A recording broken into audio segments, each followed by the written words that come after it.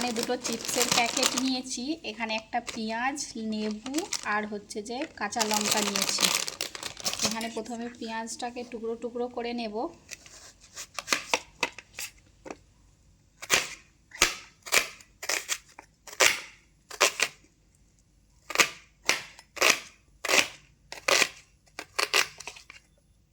লঙ্কাটাকেও টুকরো টুকরো করে নেব।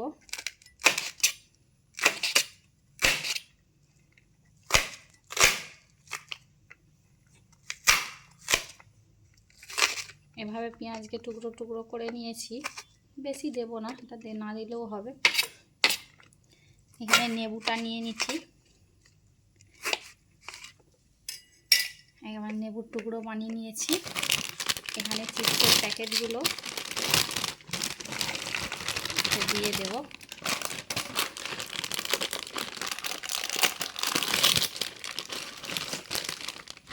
সেই দিয়ে নেবু রস দিয়ে দেব।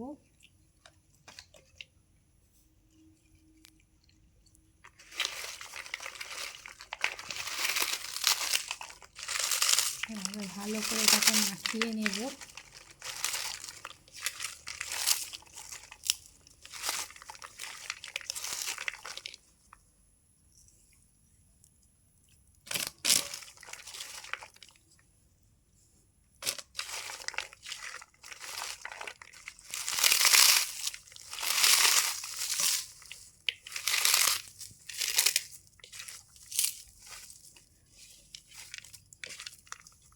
এইভাবে আপনারাও একবার মশলাদার চটপটি ট্রাই করবে, খেতে খুব ভালো লাগে। আমার মেয়ে এভাবে আমাকে শিখিয়েছে যে করো মা, খেতে ভালো লাগবে।